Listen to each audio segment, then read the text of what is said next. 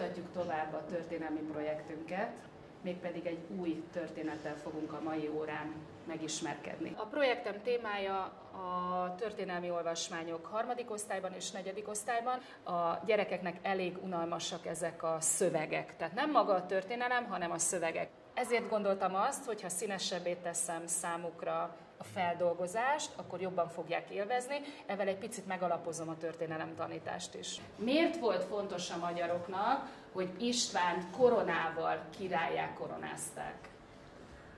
Andris? Hogy legyen egy nagy vezérük, aki...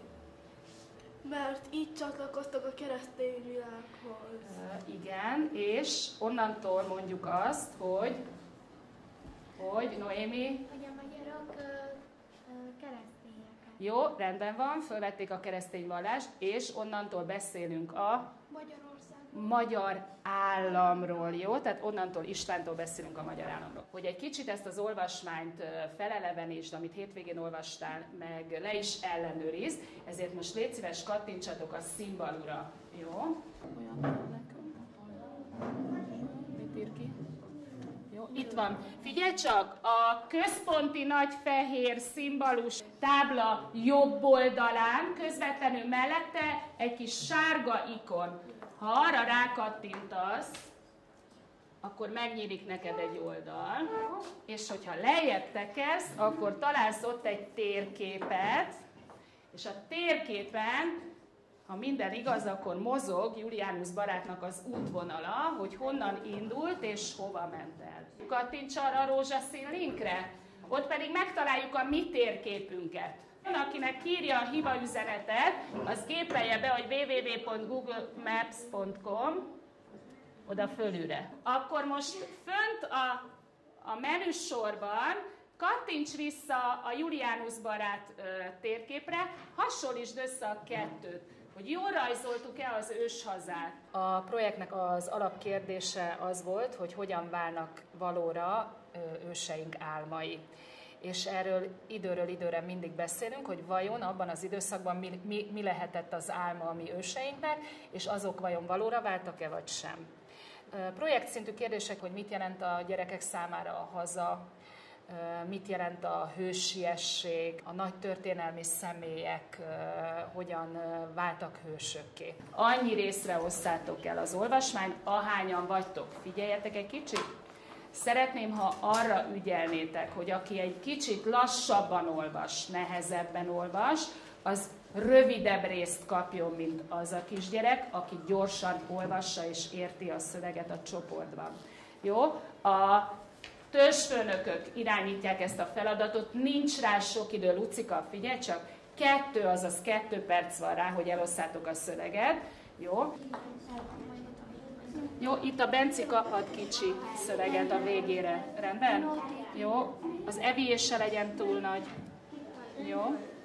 És akkor a többiek vállalhatnak hosszabbat.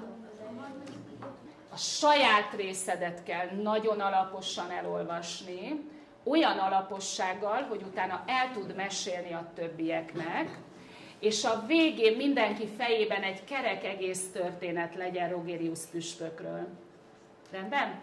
Az ismeretlen szavakat, amelyik csillagos, hol fogod megtalálni? Luca? A Könyv végében. Jó. Ha engem odahívsz, én is segítek, de hogyha végképp nem tudunk semmit, akkor visszanyitod a laptopnak a tetejét, és a szimbaluban a jobb szélén találsz egy ilyen Wiki szótár nevezetű internetes segítséget. Ha abba beütöd a szót, akkor azt ott meg tudod találni.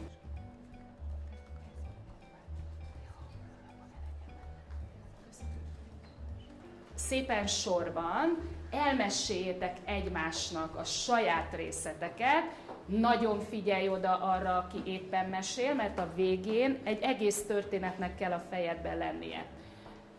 Ha valakinek van kérdése, miközben a másik törzsi tag beszél, azt bátran tegye föl, és hogyha nem tudja a mesélő megmagyarázni, akkor próbáljátok meg közösen megbeszélni a kérdésre a választ.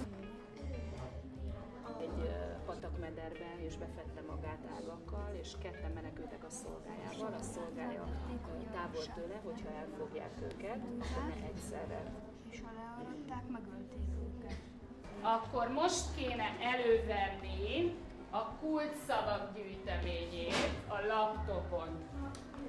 Ott volt az a kis Rubik kocka jel, ha arra rákattintasz, akkor a Drive-ra kell kattintani. Rubik kocka jel, igen, és a Drive-ra kell kattintani, és rögtön ehhez a dokumentumhoz érsz. Aki ott van, az már is próbáljuk ki az udvariasságot, valamelyik cellát válassza ki. De jó, már 2 udvarias csoport van, hol a harmadik, még egy harmadiknak kéne lenni, mert kettőjüknek van gondjuk, hol a harmadik. Jó, nagyszerű. És akkor most úgy, ahogy a múltkor csináltuk, kezdjétek el a kulcsszavakat szépen begépelni, egy valaki gépeljen, az összes többi gyerek az olvasmányból diktálja a kulcsszavak. Menjünk le az aljára, Csaba. Aljára. Jó, és akkor tiétek a 4., mert már 3 benne vannak, mehetnek a kulcsszavak. Találtam már, nézzetek, 2 kulcsszót, de ez még nagyon kevés. Mehet. Most azonnal látható, hogy milyen fontos kulcsszavak voltak ezzel az olvasmánnyal kapcsolatban mindegyikőtök fejében. 1241. Jó, például az évszám nagyon fontos, 1241. Jó, Noémi? A Muhifalu. A Muhifalu nagyon fontos. Tamás? Rogérius püspök, nagyon fontos. Elérkezett ennek a majdnem másfél órának a vége. Egy kicsit értékeljük az órát is, meg magunkat is, aztán átmegyünk a Class Dojo-ra, és ott adhatsz magadnak értékelést. Andris, te mit mondasz? Szerintem nagyon jó volt az óra, és... Muszáj mondanod, hogy mi tetszett benne, mert ez a nagyon jó, ez nem jó. Általánosan jól érezted magad. Tanulhattunk. Jó, tetszett az. Rendben van. Elmegyek a Class Dojo-ra, és akkor elkezdjük szépen Tominál. Mindenki ma választhat magának egy értékelést. Miben volt ma a legjobb? Tamás, te mit választanál magadnak? Úgy nagyjából emlékeztek is, hogy mik az értékelések. Olyan nincs, hogy jól dolgoztál csoportban? De igen, van olyan. Jó. Azt szeretnéd, Tamás, a jól dolgoztál csoportban? Rendben. Jó. Tamás megkapta a jól dolgoztál csoportban című értékelést. Peti, te mit választanál? Segítőkész voltál, nagyszerű. Akkor azt keressük meg. Segítőkész voltál. Az osztálynak van egy 4. B nevezetű blogja, az most már 2 részre tagolódik. Az egyik volt a mese, mert volt egy meseprojektünk, abban remek jó dolgok születtek, és ott meg lehet őket nézni. A másik pedig ez az IKT műhely, aminek az Itt élned, halnod kell az a címe, és most már az is szépen fejlődik, már a második blogunk is megvan a történelmi olvasmányok kapcsán.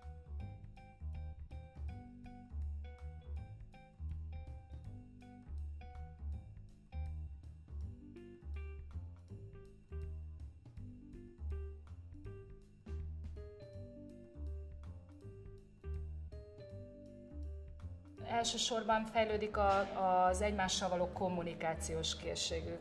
Aztán remélem, hogy egy kis történelmi ismeret is lesz, legalábbis előzmények lesznek az ő fejükben, és ez majd segíti a történelem tanulásukat felső tagozatban. Aztán hát az IKT készségük az mindenképp. 1 óra biztosított informatika óra van elsőskoruktól, tehát mi feljárunk az informatika terembe, és mire felkerülnek, ez elég magas szinten fog működni náluk. Sokkal játékosabb. Meg hát csoportban dolgozunk. És használjuk a táblát is így. És sokkal viccesebb órák is szoktak lenni.